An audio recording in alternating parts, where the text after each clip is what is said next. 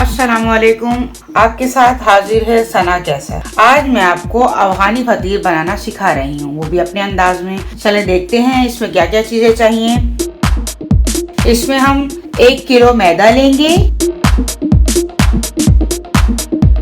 और 1 खाने का चमचा ईस्ट लेंगे। आधा कप पानी में ईस्ट, 1 चाय का चमचा हम इसमें नमक मिला के अच्छी तरह मिक्स करेंगे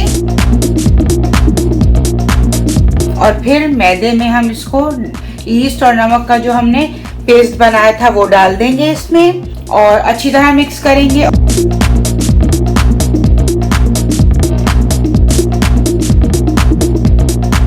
थोड़ा थोड़ा पानी डाल के हम इसको अच्छी तरह गूंथते रहेंगे। हम इसमें 2 खाने के चमचे ऑयल डालेंगे।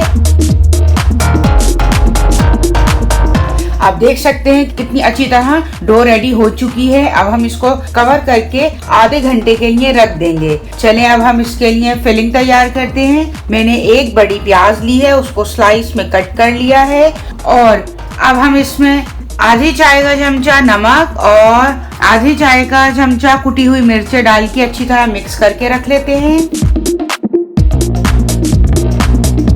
चलें ये देखें हाफ आवर हो चुका है, डो हमारी रेडी हो चुकी है। मैंने 1 पेड़ा लिया है, अब हम इसे बेलेंगे। हमें इसे बहुत बड़ा और बारीक बेलना है। ये देखें कितनी अच्छी तरह गोल पेड़ा बेल चुका है। रोटी बिल्कुल रेडी हो चुकी है। अब हम इसमें घी को अप्लाई करेंगे, अच्छी तरह ब्रश से घी लगा देंगे। उसके बाद हम इसमें जो हमने मसाला प्याज रेडी की थी हम उसको पूरे चपाती पर इसको स्प्रेड कर देंगे अच्छी तरह और हम इसको रोल करते चले जाएंगे। रोल करने के बाद हम इस पर दोबारा थोड़ा सा घी लगाएंगे और उसको रोल करेंगे। अब हम इसको बेलेंगे नहीं, हम इसको हाथ की मदद से ही पेड़े को बड़ा करेंगे। आहिस्ता आहिस्ता दोनों हाथों से घी लगा लगा के बड़ा करते जाएंगे।